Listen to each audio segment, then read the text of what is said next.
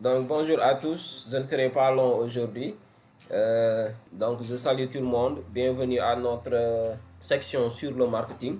Donc la fois passée, on a eu à discuter sur l'étude de marché qui en réalité est une partie intégrante de ce que l'on va voir aujourd'hui. Il y a pas mal de coachs aujourd'hui en développement personnel, en entrepreneuriat, qui, je dirais, de mon point de vue, vu la façon dont ils structurent le cours, ont tendance à faire un amalgame entre le marketing digital et l'étude de marché. Vu le contenu et les différentes utilités des deux parties, donc en réalité, l'étude de marché est inclue à l'intérieur du marketing digital.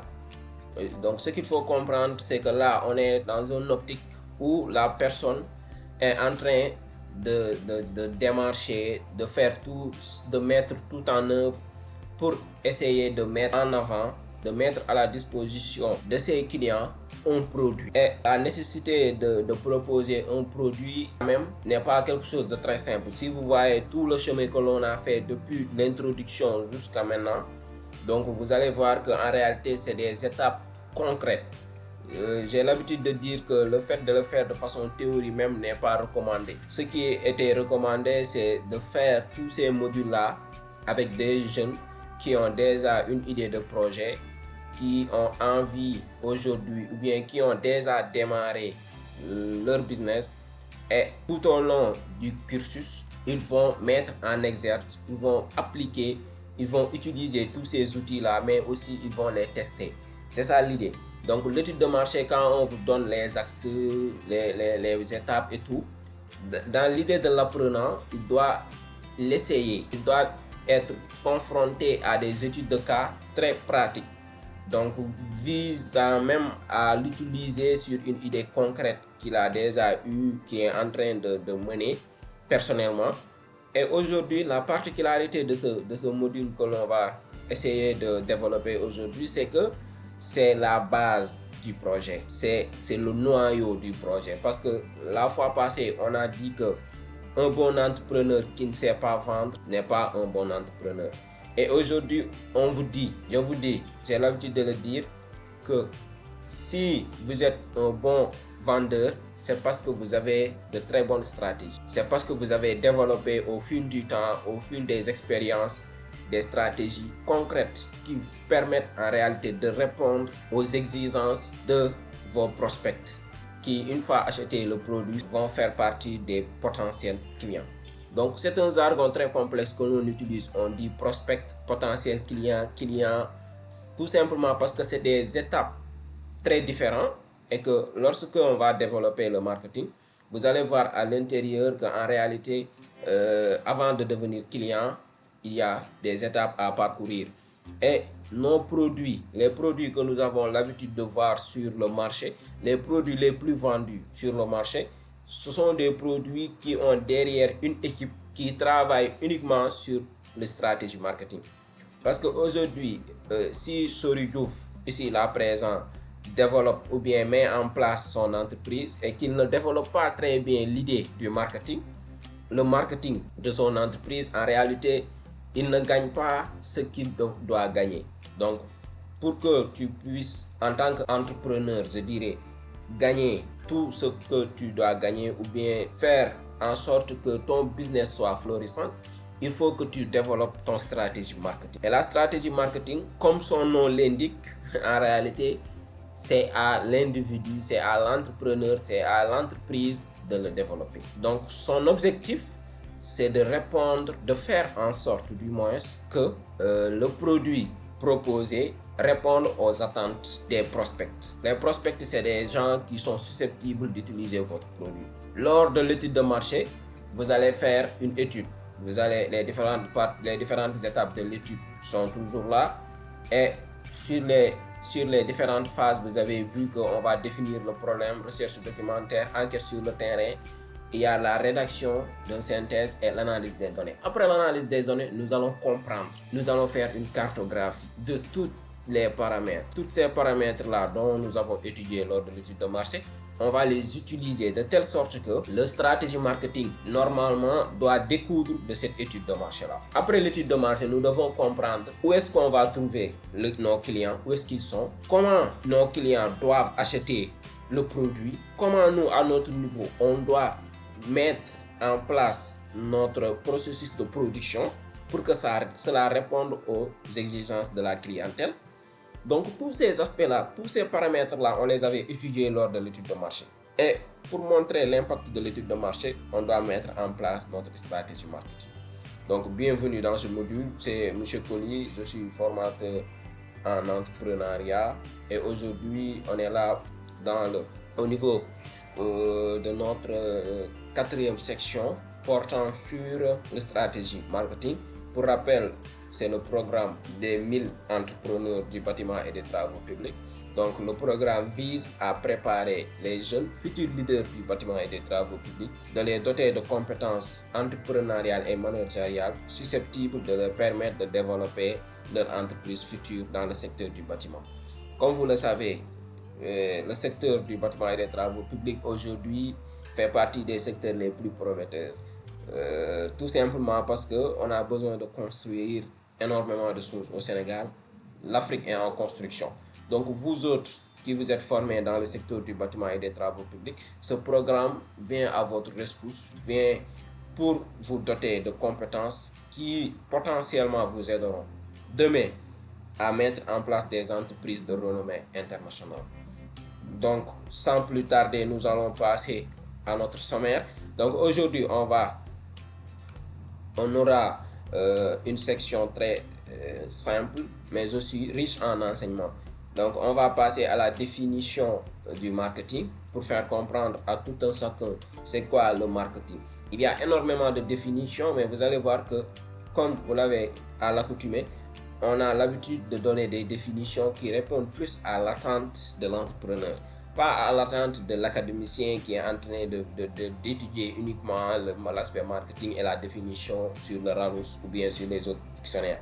Notre définition ressort plus de tout ce qui est expérience, mais aussi de tout ce qui est réellement objectif. Donc nous allons essayer de définir le marketing digital.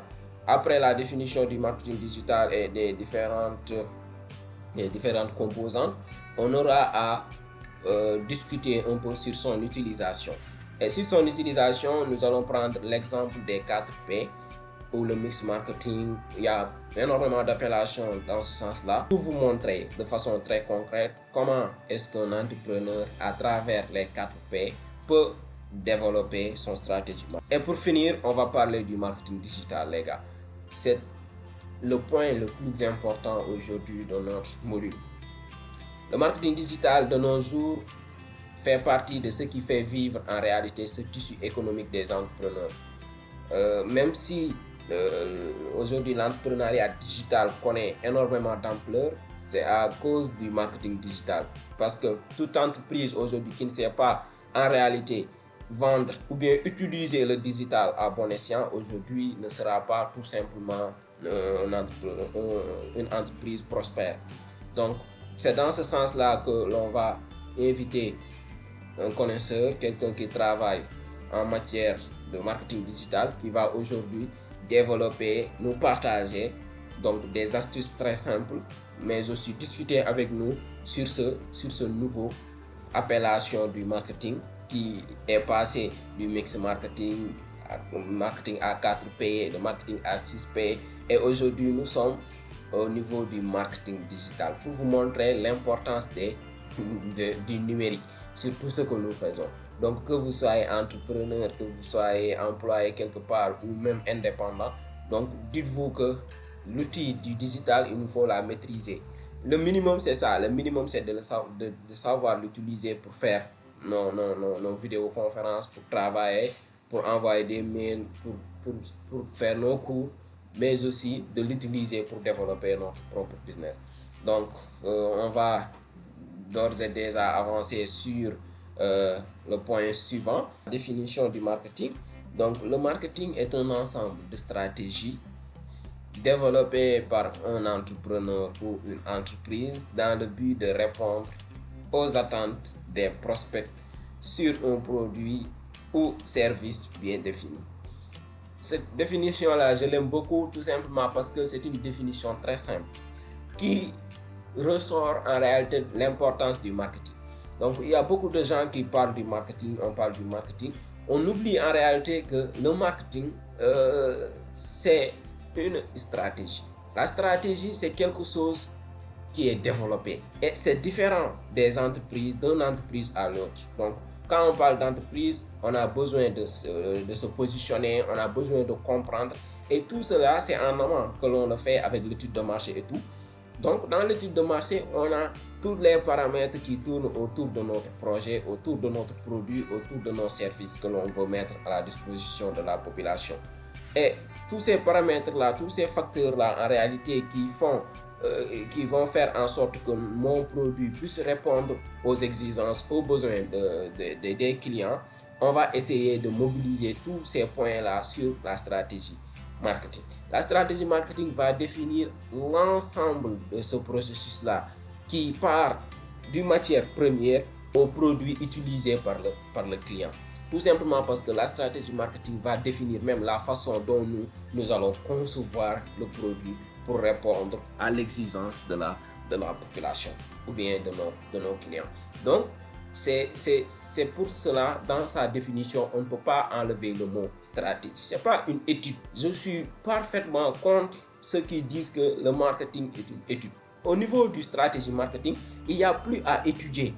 C'est au niveau de l'étude de marché que l'on fait toutes les études possibles. Au niveau du marketing, même si on doit faire des études là, normalement, et du point de vue de la chronologie, on ne peut en aucun cas le faire sur le marketing, sur l'environnement du marketing, mais on peut le faire à l'intérieur de l'étude de marché.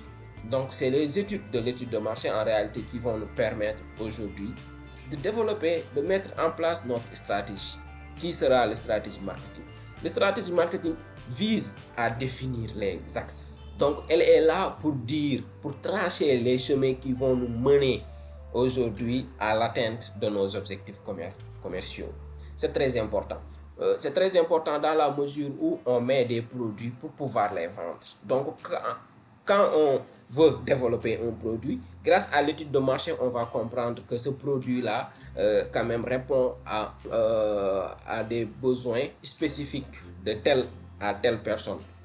Et grâce à notre stratégie, on va faire en sorte que même si le produit répond à telle personne, que ce produit-là puisse être utilisé par la personne. Pour que le produit puisse être utilisé par la personne, il faut que le produit soit présent là où la personne achète de préférence ses produits. Il faut que le produit se trouve sur une marge financière qui est à la portée de la clientèle, mais aussi il faut que le produit réponde aux normes de fabrication qui sont attendues par la personne.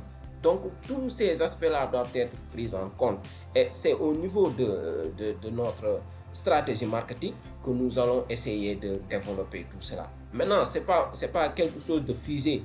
Donc dans les entreprises, parfois on peut développer énormément de marques ou bien énormément de produits. Et en fonction de chaque produit, on peut développer, si on le veut, notre stratégie marketing. C'est ça l'idée. Donc l'idée, c'est de faire en sorte qu'après notre étude de marché, que l'on puisse comprendre, tirer des conclusions qui vont nous mener à mettre en place notre stratégie. Parce que dans la stratégie marketing, nous allons définir l'emplacement, nous allons définir le prix, nous allons définir la façon même dont on va vendre le produit. S'il sera vendu exclusivement en ligne, s'il sera livré exclusivement par des tchak-tchak, tout cela doit être défini au sein de notre stratégie marketing. Donc là, vraiment, on n'est pas en train de faire du vocabulaire ou bien du grammaire, mais on est en train de vous expliquer en réalité qu'à ce niveau-là, il n'y a même pas besoin d'écrire. À ce niveau-là, on est typiquement dans tout ce qui est pratique. On réfléchit sur la stratégie et on l'applique sur le terrain. Malheureusement, beaucoup d'entrepreneurs aujourd'hui perdent du temps à rédiger leur propre business plan, et dans le business plan, il n'y a pas, cette partie-là est négligée pour la majeure partie des jeunes entrepreneurs. Et aujourd'hui, la majeure partie des structures qui financent je suis désolé, les entrepreneurs ne tiennent pas compte de l'importance à ce niveau-là. Parce qu'on on a tendance à financer des entrepreneurs aujourd'hui qui sont en réalité des beaux parleurs. Parce qu'on s'attend plus à ce que l'entrepreneur puisse présenter faire son pitch par exemple. Parce que lors du pitch, ce qui est vu, c'est l'art oratoire en réalité. Alors que,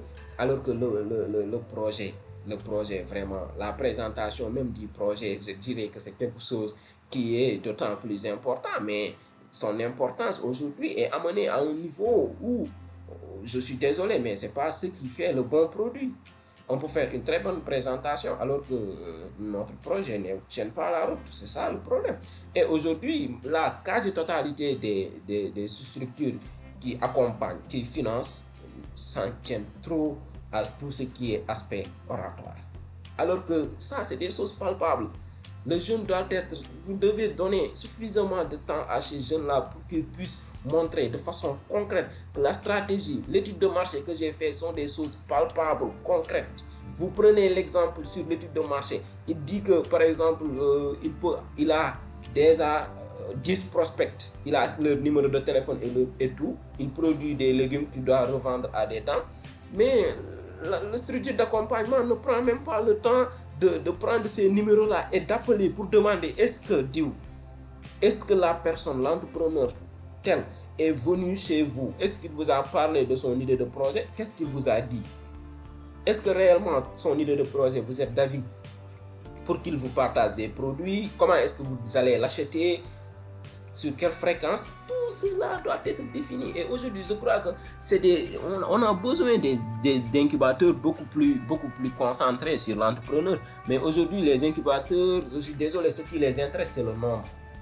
Alors que ce n'est pas le nombre. Vous avez vu, chaque année, il y a énormément de jeunes startups qui sont mises en place à cause de ces pourvoyeurs de financement. Et la quasi-totalité sont aux arrêts. Il n'y a pas une très bonne suivi, il n'y a pas une très bonne formation, il y a beaucoup de choses que l'on doit revoir. Et tout cela, c'est un environnement qui est en train de polluer même l'environnement de l'entrepreneuriat au Sénégal. C'est en train de polluer. Donc, quiconque n'est pas entrepreneur, mais aussi quiconque ne doit pas être en mesure de gérer je ne sais pas moi, des structures d'accompagnement, des structures de financement, entre autres.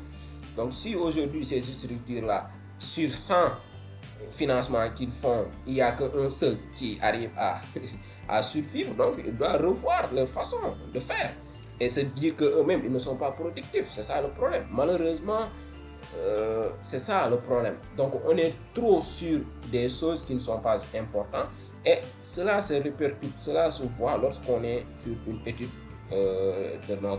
ou bien sur le développement de notre stratégie marketing. Donc pour vous montrer juste l'importance de la stratégie, donc là on a dit que dans le but de répondre aux attentes des prospects. C'est qui les prospects? Donc je l'ai dit, encore une fois, les prospects, c'est toutes les personnes qui sont susceptibles d'utiliser notre produit.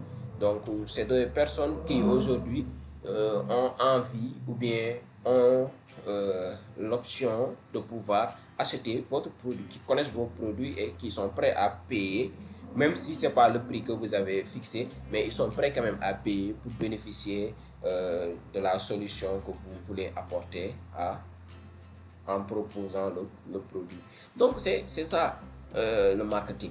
Donc dites-vous que sortez de votre tête que le marketing c'est autre chose. Le marketing c'est une stratégie. La stratégie c'est quelque chose que l'on développe en fonction de l'étude de marché que nous avons fait.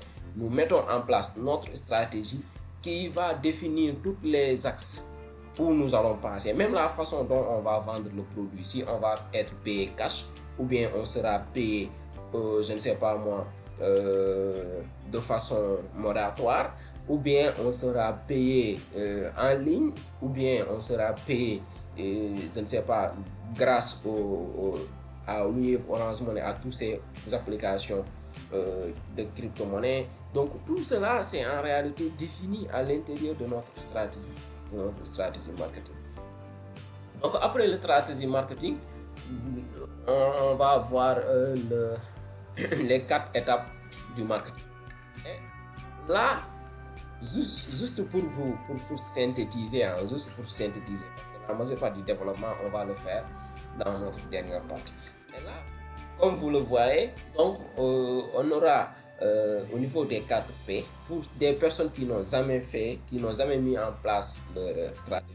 Il est conseillé aujourd'hui d'essayer de rencontrer des structures qui travaillent par exemple sur la promotion des produits, qui travaillent sur la visibilité. Parce que grâce à eux, vous pouvez développer votre stratégie en fonction de votre mais aussi en fonction du produit ou bien du service que vous voulez mettre à la disposition de vos prospects. Et ces structures-là pourront vous accompagner. Je le répète, il y a énormément d'entrepreneurs. Malheureusement, ces entrepreneurs-là ne sont pas bien outillés. Et si vous n'êtes pas bien outillé, les gars, vous perdez votre temps, vous perdez votre argent. Et on va découvrir tout ça grâce aux 4 P. Que vous dit le 4P? Donc, c'est communément appelé le mix marketing. Donc, il y a certains qui utilisent les 6P. C'est ça. En réalité, ce qu'il faut comprendre, c'est des P qui vont vous aider à concentrer, à comprendre, grâce à l'étude de marché, bien sûr, comment utiliser ces P-là. Donc, là, il y a la fixation du prix au niveau de notre première P, le coût de production, la marge bénéficiaire, le niveau de demande.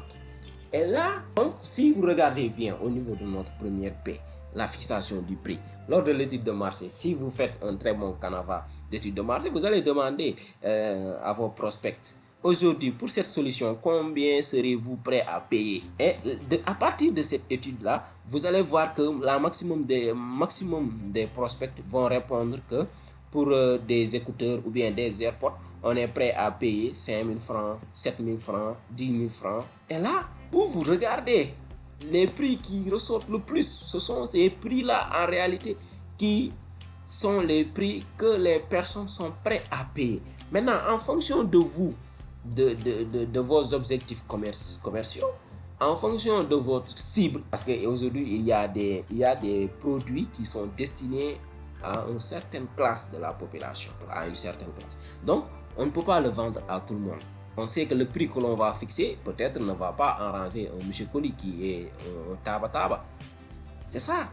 Donc, sur la fixation du prix, la personne va revoir l'étude de marché et va se dire, en fonction du positionnement qu'il va avoir sur le marché, en fonction de sa cible, quel est le prix que je vais proposer à mes prospects. Eux, ils m'ont déjà dit qu'ils sont prêts à payer tant. Mais est-ce qu'en fonction de mes coûts de production, en fonction de mes marges bénéficiaires, si je vends à tel prix, est-ce que je vais pouvoir m'en sortir? Et en fonction du niveau de demande. Et aujourd'hui, il y a beaucoup d'entrepreneurs qui négligent le niveau de demande. Et c'est en fonction du niveau de demande. J'ai l'habitude de le dire. Par exemple, aujourd'hui, si nous publions aujourd'hui une formation en ligne, si 10 000 personnes ont pu voir la formation, c'est 10 au maximum qui vont être inscrits au niveau de la formation. Si 10 000 voient la formation, je dis bien. Dites-vous que si 10 000 voient la formation, c'est 10 qui vont être inscrits directement. Les 10 autres, ils seront inscrits après la première cohorte, après la deuxième cohorte. Donc, là, vous essayez de voir le niveau de demande. Si maintenant la formation, elle est vraiment accessible à tout un chacun, vous allez voir qu'en réalité, la majeure partie des personnes vont faire des demandes. Et à partir de la demande même, vous pouvez essayer de voir, est-ce que je ne vais pas essayer de jouer sur le prix? Parce que si j'ai une demande qui en réalité dépasse mes attentes, je peux me dire que de revoir tout ce que j'ai fait, de revoir est-ce que réellement le prix n'est pas trop accessible, est-ce que la formation vraiment on ne va pas ajouter des critères de sélection, et tout cela fait partie de ce premier P là. Donc au niveau du prix, donc on va regarder comment dire, le coût de production, les marges bénéficiaires bien sûr, le niveau de demande aussi. Tout cela on doit étudier ça. En fonction de l'étude de marché, on pourra bien sûr définir tout cela. Parce que sur l'étude de marché, on connaît nos besoins. Donc si on connaît nos besoins, là on peut estimer notre coût de production. Si on si on estime les coûts de production, on peut estimer nos marges bénéficiaires. Si on estime les marges bénéficiaires en fonction de la main-d'œuvre, matières premières, hein, location des locaux, tout cela, tous ces aspects-là, donc là, on est vraiment à l'aise pour pouvoir fixer un prix qui va répondre à l'attente de la population, mais de nos prospects, mais aussi qui va nous permettre d'avoir notre marge bénéficiaire très importante. Donc ça, c'est quelque chose à souligner et à retenir. Donc là-bas, au niveau du premier P, au niveau du premier P, ou bien de notre seconde P, c'est le prix. Et avant le prix même, nous devons démarrer au niveau du produit. Parce qu'avant de fixer un prix, la meilleure chose à faire, c'est de regarder le produit. Mais le produit, il est déjà connu. Donc là, il suffit juste de revoir les caractéristiques, bien sûr, en fonction de l'étude. Hein. Donc là, toi, en même temps que tu as l'idée, tu as le produit ou le service que tu veux mettre en place réellement. Donc là, en fonction de l'étude, tu vas pouvoir ressortir les caractéristiques, les fonctionnalités, les avantages. Donc ça, si tu l'as sur ton stratégie marketing, si la personne regarde les caractéristiques de ton produit, le produit est bio, la fonctionnalité, par exemple, je ne sais pas moi, c'est quelque chose qui vous aide, qui aide votre organisme, qui vous permet aujourd'hui de digérer facilement, je ne sais pas moi, qui vous permet d'être à l'aise. Les avantages, c'est accessible, par exemple. Tout ça, c'est des avantages. Les avantages de ce produit-là, c'est parce que le produit, il est fait au Sénégal, le produit est très accessible, d'accord? Donc tout ça, c'est des avantages qui peut pousser la personne à acheter le produit. Donc en dehors du produit et du prix, donc, nous avons la promotion. C'est la partie la plus importante pour moi. La promotion et la distribution. Pourtant, beaucoup de gens, ils se concentrent sur le produit et le prix. Parce que nous, ce qui nous intéresse, c'est mais la promotion, c'est la façon dont on va faire connaître notre produit. Et c'est très, très, très essentiel. Il y a aujourd'hui énormément de jeunes entrepreneurs qui sont lancés dans la production, dans la transformation de produits locaux. Mais toutes ces entreprises-là, je suis désolé, sont en faillite. Toutes ces entreprises-là sont en faillite. Tout simplement parce qu'ils n'ont pas développé. Ils se sont attardés sur le produit et les prix. Ils ne sont pas attardés sur la promotion et la distribution. Alors qu'on sait tous qu'aujourd'hui, la majeure partie des problèmes confrontés par ces jeunes entrepreneurs-là, c'est la promotion et c'est la distribution. Donc, avant de vous lancer dans quoi que ce soit, essayez de réfléchir à la promotion, mais aussi de voir la possibilité de le distribuer, la possibilité de la distribution. C'est essentiel, c'est très important ce que nous visons là actuellement. C'est très, très, très essentiel. Malheureusement, comme j'ai l'habitude de le dire, les personnes ne regardent pas là où ils doivent regarder. Maintenant, comment est-ce que la personne va comprendre que c'est les aspects les plus importants? Aujourd'hui, c'est grâce à ces sections-là, par exemple de formation, que l'on peut comprendre qu'en réalité, la promotion et la distribution sont d'autant plus importants que le produit que je dois mettre en place et le prix que je dois fixer. La promotion, elle est très importante, la distribution aussi. Et ces deux paramètres-là, en réalité, doivent même venir avant de fixer les prix. Parce que lors de la distribution, lors de la promotion, il y a des coûts très importants, des coûts qu'il faut prendre en compte. Et si vous ne prenez pas en compte ces coûts-là, aujourd'hui, il y a beaucoup de gens qui aujourd'hui vendent des articles. On ne réussit pas à l'acheter tout simplement parce qu'on sera obligé de payer 2 fois plus le prix de l'article pour le transporter. Et ça, c'est parce que la personne n'a pas réfléchi à sa stratégie de distribution. Tout simplement. Donc, comment est-ce qu'on doit faire pour la promotion? Pour la promotion, je vais laisser cette partie-là, en réalité, concerne tout ce qui est marketing digital. Parce qu'au niveau du marketing digital, c'est en réalité ce qui est mis en avant. C'est la publicité, la promotion, la vente en ligne, la communication. Et ça, c'est ça en réalité, le marketing digital. Donc là, je vais le laisser à notre cher Boyan qui va essayer de nous parler de cette de ces aspects-là qui sont très importants au sein de la promotion. Donc au niveau de la distribution, donc là on a des canaux de distribution. Quand on parle de canaux de distribution, aujourd'hui vous voyez qu'il y a énormément de Sénégalais qui se déplacent de Sénégal jusqu'en Chine pour aller acheter des produits chinois. Ils se déplacent de Sénégal jusqu'en Chine pour aller sur place acheter des produits chinois et les amener au Sénégal. Et pourtant, il y a cette application, le fameux Alibaba, qui est là. L'application, en réalité, vous permet d'acheter, si vous avez votre compte, bien sûr, et que vous maîtrisez bien la plateforme Alibaba, ça va vous permettre d'acheter directement à partir de la Chine, à partir de l'Inde, des articles qui là-bas coûtent 5 francs que vous pouvez revendre ici à partir de 1000 francs.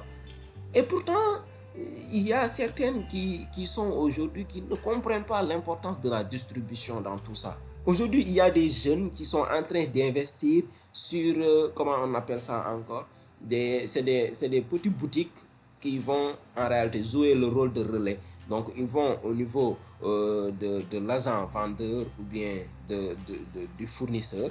Ils prennent des articles déjà commandés et ils vont en réalité faire la distribution. Par exemple, vous êtes dans la banlieue, Dakar banlieue.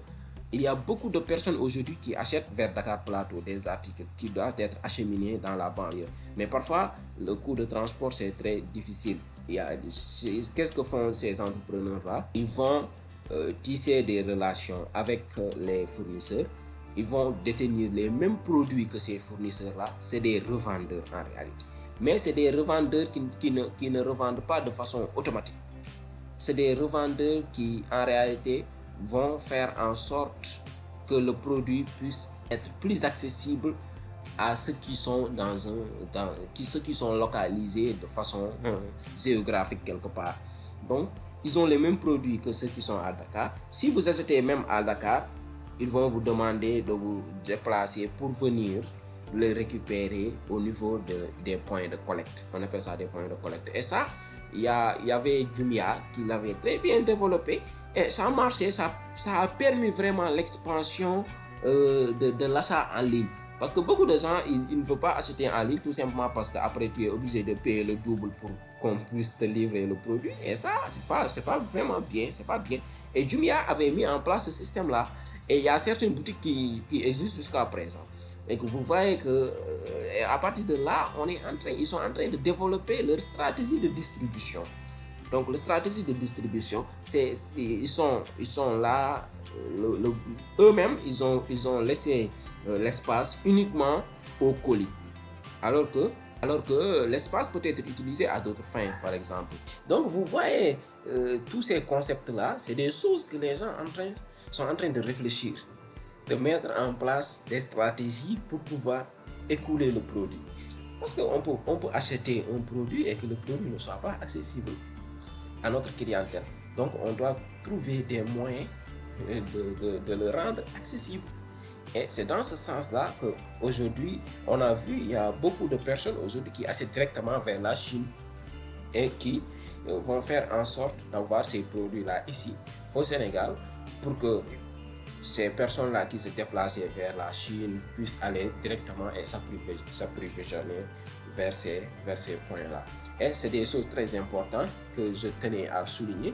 Donc, on doit normalement... Donc, c'était les 4 P, c'est ça. C'est le produit, c'est le prix, donc c'est la promotion, mais aussi c'est la distribution. Donc, avant de passer au marketing, je vous exhorte toujours à partager au maximum les liens, donc via notre chaîne YouTube, donc Académie de l'entrepreneuriat du Sénégal, qui a été mis en place pour nous faciliter l'accès toujours à ces sections de formation là.